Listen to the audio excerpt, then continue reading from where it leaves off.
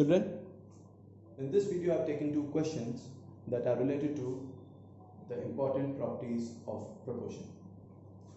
As you can see on my left hand side, the question given is if A is to B is equal to C is to D, that means this is the proportion given to us.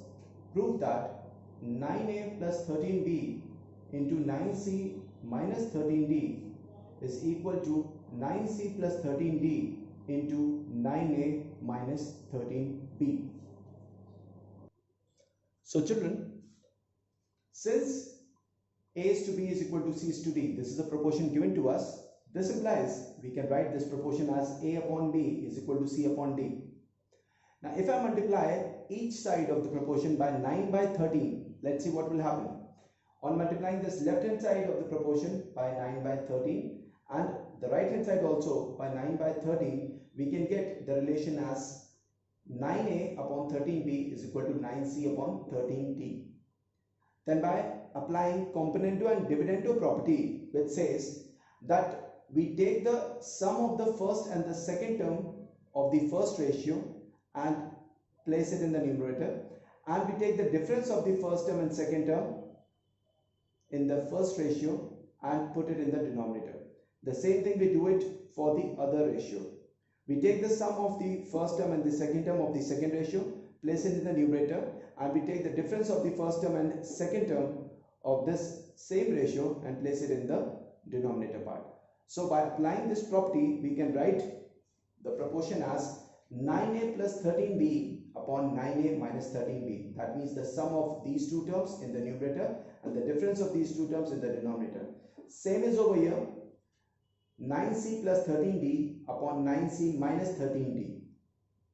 Now by cross multiplication, if you multiply these two quantities and these two quantities, it can be written as 9A plus 13B multiplied by 9C minus 13D. That means these two expressions are multiplied. Similarly, if you multiply these two expressions, it will be equal to 9C plus 13D into 9A minus 13B.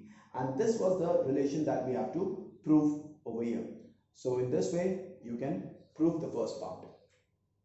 Similarly, if you see one more question based on the properties of proportion, it says that if 5x plus 6y upon 5u is to 6v is equal to 5x minus 6y upon 5u minus 6v, then prove that x is to y is equal to u is to v. Now, what we can do from the given proportion, by applying the property of alternando, we can just bring this term on this side and this term on this side. That means we can write this proportion as 5x plus 6y upon 5x minus 6y by bringing this first term of the second ratio in the denominator part equal to 5u plus 6v upon 5u minus 6v. That is bringing this second term of the first ratio over here in the numerator part. Now, by applying componendo and dividendo on both the sides, what we are going to do? We are going to take the sum of these two terms and place it in the numerator. So it will be 5x plus 6y plus 5x minus 6y. And then we are going to take the difference of these two terms and place it in the denominator. It will be 5x plus 6y minus sign, then the next term, that is 5x minus 6y, equal to the same thing. We are going to do it over here. We are going to apply the property of componendo and dividendo, and it can be written as 5u plus 6v is equal to 5u minus 6v, the sum of these two expressions in the numerator, and then 5u plus 6v minus 5u minus 6v, that is the difference of these two terms in the denominator. As you can see, I have cancelled these two terms because this is plus 6y and minus 6y. This can be cancelled, and 5x and plus 5x will become 10x.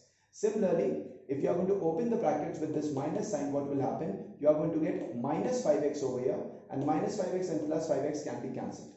And when you are going to open the other term out of this bracket, it will be minus minus plus 6y. So plus 6y and plus 6y will give us plus 12y. Similarly, on the right hand side of the equal to sign, it will be plus 6v and minus 6v can be cancelled. The sum of these two terms can be written as 10u. And on opening the brackets, this will be minus 5u. So minus 5u and plus 5u can be cancelled. We are left with minus minus plus 6v and this one more 6v, which will give us the result as 12v. Now on the left hand side and on the right hand side, you can see both the numerator coefficients are same. That is 10 and 10 can be cancelled. And similarly, the Second term of both the ratios is also same, that is 12 and 12. This can be cancelled. So we are left with x upon y is equal to u upon v, which can be expressed in this way: x is to y is equal to u is to v. And this is what they were asking us to prove, which we have stated in this way.